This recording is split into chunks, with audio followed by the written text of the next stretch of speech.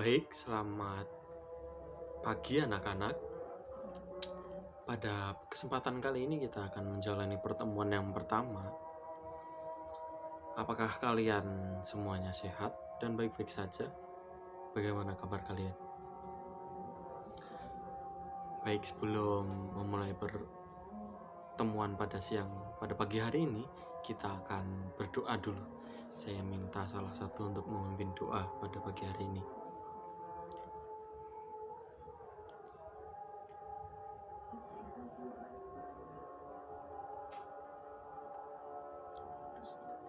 Baik, pada pertemuan kali ini kita akan mendalami tentang materi tentang keselamatan Allah yang sejati. Saya kira kalian sudah sedikit mendalami tentang materi ini dalam kelas 8 dan sedikit menyinggung tentang materi ini, bahwa kelas 8 kalian sudah belajar tentang tanda keselamatan Allah yang sejati. Baik, nanti pada saat kita berdinamika, saya akan membagikan cerita tentang pengalaman yang sungguh bermakna, yang sungguh mengesan dalam hidup saya. Baik, sebelumnya apakah semuanya hadir? Baik, saya akan menceritakan salah satu pengalaman yang sungguh memotivasi saya dalam hidup saya. Baik, jadi di sebuah kota, tepatnya di kota Bekasi, ada sebuah keluarga yang bisa dibilang cukup besar atau kecil, bisa dibilang juga. Ada seorang suami istri bernama Antonius dan Dian. Mereka ini mempunyai 3 orang anak. Anak yang pertama bernama Tiara, dia berumur 15 tahun. Dan yang kedua bernama Richard, dia berumur 12 tahun. Kemudian anak yang terakhir, anak yang masih kecil, dia berumur 4 tahun, bernama Angel. Jadi keluarga ini mempunyai sebuah toko kue yang cukup besar, yang cukup terkenal juga di kota Bekasi. Dan mereka mempunyai 1 cabang toko kue di ibu kota DKI Jakarta. Nah, pada suatu hari mereka berencana untuk berkunjung ke cabang toko kue yang ada di Jakarta. Pada hari itu adalah hari Minggu. Tepatnya pada pukul 3 pagi, sang ayah, ibu, dan anak yang paling kecil, si Angel, mereka berangkat untuk pergi berkunjung di cabang toko kue yang ada di Jakarta. Nah, pada saat mereka berangkat itu, sang anak Tiara dan juga Richard, mereka belum bangun tidur. Mereka masih tertidur dengan pulas. Oleh karena itu, mereka tidak tega untuk membangunkan mereka untuk berpamitan. Akhirnya mereka berangkat secara langsung untuk menuju kota Jakarta untuk berkunjung ke cabang toko kue yang ada di sana. Setelah mereka berangkat, tiba-tiba Tiara terbangun dan dia mendapati bahwa orang tuanya dan juga adiknya sudah tidak ada di rumah lagi, yang itu berarti mereka sudah berangkat ke Jakarta untuk mengecek dan berkunjung ke toko kue yang ada di Jakarta. Kemudian dia kembali tertidur. Dan pada tidurnya ini, anehnya dia bermimpi bahwa sang orang tuanya dan juga sang adik mengalami sebuah kecelakaan yang cukup membuat mereka bisa dikatakan luka-luka parah, bahkan bisa sampai meninggal dunia. Dan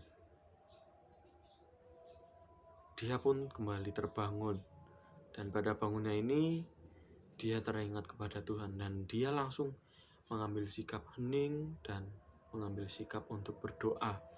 Dia meminta dan berdoa kepada Tuhan bahwa, ya Tuhan, semoga mau melindungi dan memberkati serta menuntun orang tuanya supaya hal-hal yang tidak diinginkan tidak menimpa mereka.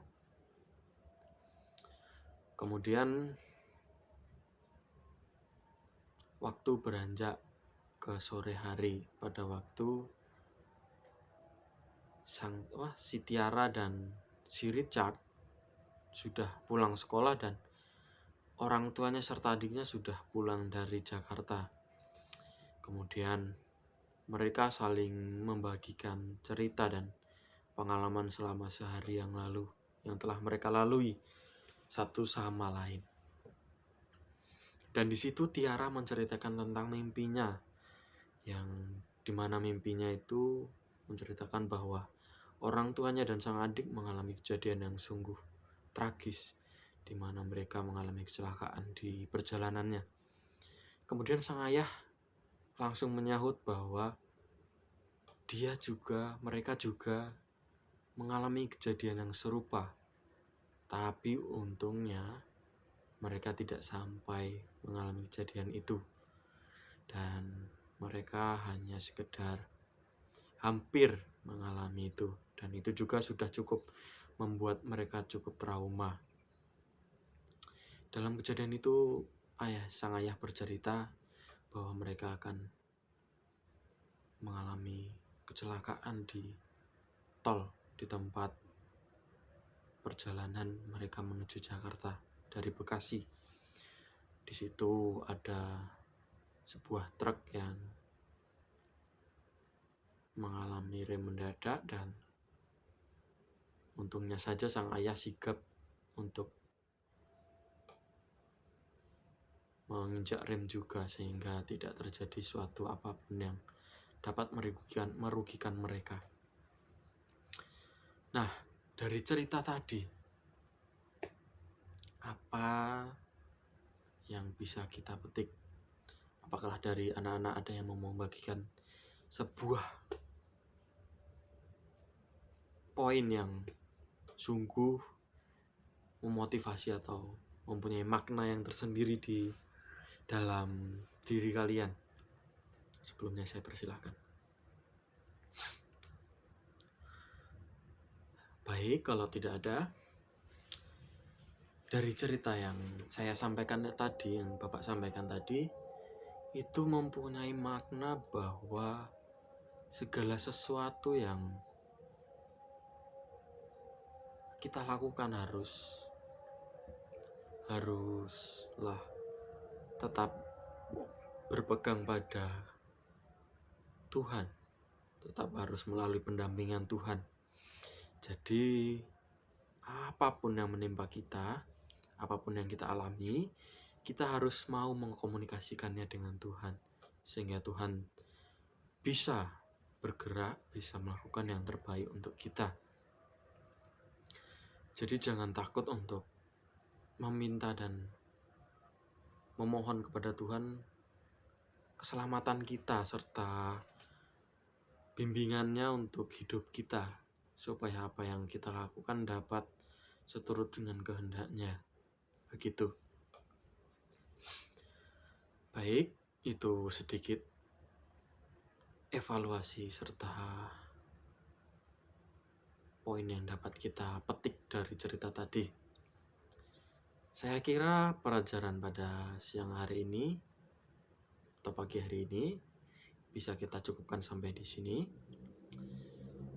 Pada intinya adalah kita sebagai anak Allah, jangan sampai kita terlepas dan mau untuk meninggalkan Tuhan, karena Tuhan adalah juru selamat kita. Dialah penolong kita dan Dia adalah empunya kehidupan. Baik, sebelum mengakhiri pembelajaran pada siang hari ini, saya minta untuk salah satu anak untuk memimpin doa pada akhir pembelajaran kita.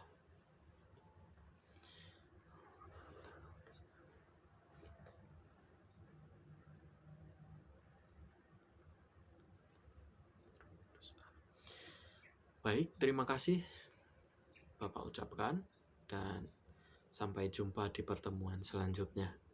Tuhan memberkati.